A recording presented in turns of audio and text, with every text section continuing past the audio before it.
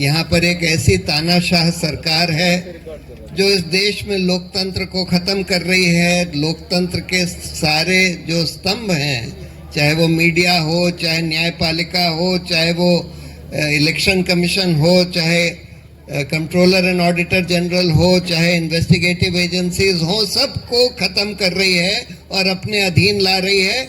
और शिक्षा का भगवाकरण और जिसको कहते हैं कि सुपरस्टिशन फैलाने वाला, झूठ फैलाने वाला, प्रोपेगेंडा फैलाने वाला एक इंस्ट्रूमेंट बनाते जा रहे हैं। यानी कि शिक्षा में और कम से कम यूनिवर्सिटीज़ में कोई क्रिटिकल थिंकिंग ना हो पाए, कोई जना कोई चीज़ पर सवाल ना उठा पाए, बस प्रोपेगेंडा ही चले, इस तरह की शिक्षा बनाई जा रही है।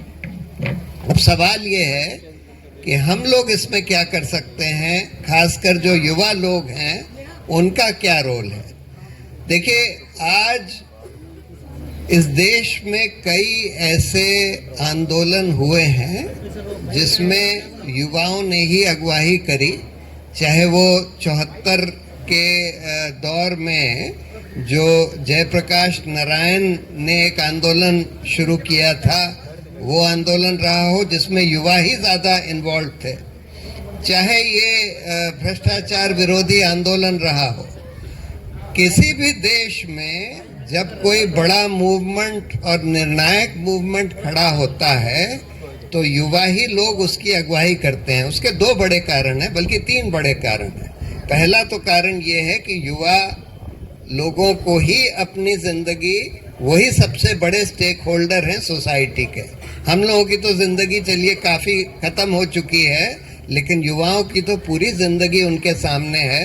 तो अगर इस देश में लोकतंत्र खत्म होता है, सभ्यता खत्म होती है, क्योंकि इस देश में सिर्फ लोकतंत्र ही नहीं, सभ्यता ही खत्म करी जा रही है।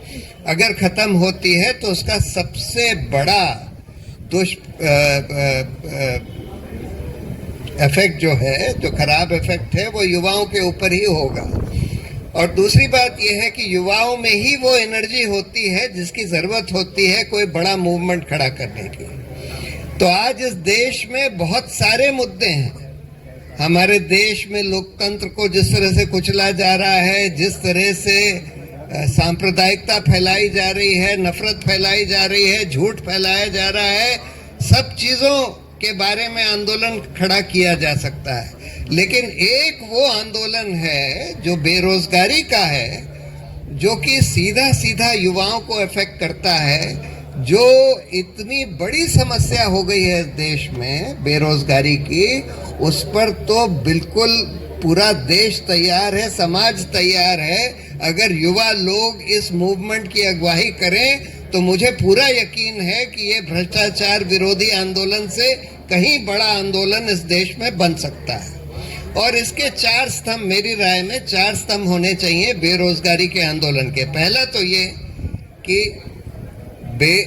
रोजगार के हक का कानून बने। जैसे हम लोगों ने बोला था कि लोकपाल का कानून बने, उसी तरह से हमको कहना चाहिए कि रोजगार का हक जो है इस देश में मौलिक अधिकार है और उसको कार्यान्वित करने के लिए कानून बनना चाहिए कि हर जना जो कि 21 साल से लेकर 60 साल की उम्र का है, उसको कम से कम न्यूनतम दर पर रोजगार मिलना चाहिए, कम से कम न्यूनतम दर पर। और अगर उसको ना मिल सके तो सरकार का दायित्व है कि उसको बेरोजगारी भत्ता उसका कम से कम आधा दिलवाए।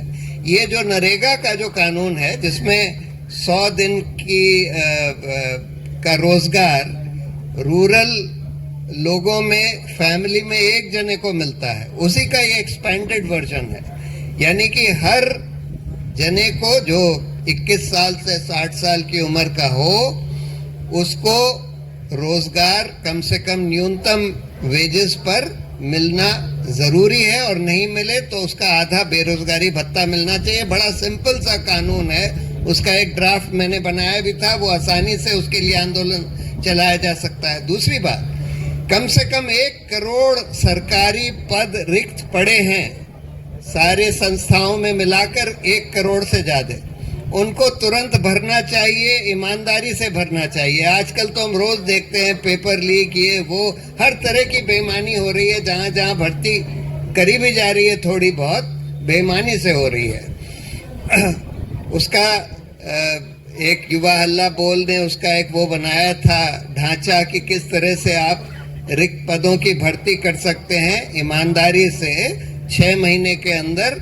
उस तरह का हम लोग फॉर्मूला बनाकर दे सकते हैं कि भाई सारे रिक्त पद की भर्ती इतनी जल्द 6 महीने के अंदर करी जाए, इस तरह से करी जाए। तीसरी बात जो नंदिता जी ने जिक्र किया कि भाई यहाँ पर अंधाधुंध निजीकरण किया जा रहा है। देखिए, निजीकरण 2 तरह की संस्थाओं में बिल्कुल नहीं होना चाहिए। एक वो संस्था है जो नेचुरल मोनोपोलीज हैं, जैसे पोर्ट्स हैं, एयरपोर्ट्स हैं, रेलवे है, ये सब नेचुरल मोनोपोलीज हैं।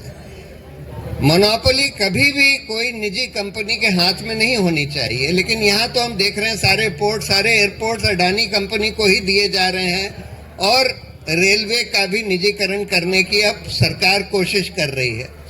तो जो नेचुरल मोनोपोली सेक्टर्स हैं उसमें कोई निजीकरण नहीं होना चाहिए, पहली बात तो ये। दूसरी बात, जो सोशल सेक्टर्स हैं जहां पर हमको सब्सिडी देने की जरूरत होती है, health, education, banking, health education तो अगर आप प्राइवेटाइज कर दें तो आम आदमी तो अफोर्ड ही नहीं कर सकता।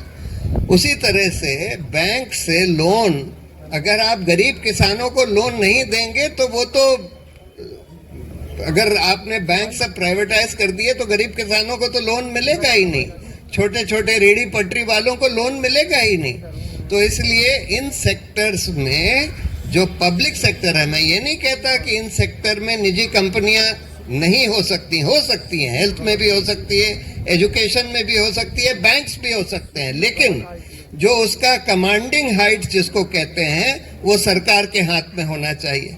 तो तीसरी डिमांड हम लोग की ये हुई कि भाई अंधाधुंध निजीकरण जो किया जा रहा है वो बंद किया जाए। और चौथा ये कि आज बहुत बड़े संख्या में रेगुलर परमानेंट जॉब्स को कॉन्ट्रैक्ट पर दिया जा रहा है। टीचर्स के जॉब्स को, जो कि परमानेंट जॉब्स होते हैं, उनको कॉन्ट्रैक्ट पर दिया जा रहा है। इतने सारे प्राइवेट सेक्टर, पब्लिक सेक्टर दोनों में परमानेंट जॉब्स का कॉन्ट्रैक्चुअलाइजेशन किया जा रहा है और बहुत हो गया है।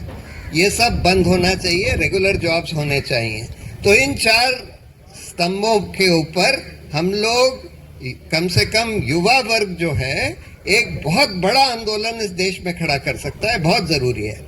एक लास्ट चीज मैं कहना चाहता था, देखिए, अगर वैसे ही हमारे देश में लोकतंत्र को खत्म करने की पूरी कोशिश करी जा रही है, अब हम देख रहे हैं कि इलेक्शंस तो फ्री एंड फेयर होते ही नहीं हैं, क्योंकि जो रूलिंग पार्टी है उसके पास बेइंतहा पैसा है, सारी और पार्टियों से मिलाकर उससे भी दुगना पैसा है। ये इलेक्टोरल बॉन्ड्स के केस में भी देख लिया, सारे कॉरपोरेट डोनेशंस बीजेपी को ही 75% से ज्यादा मिल रहे हैं।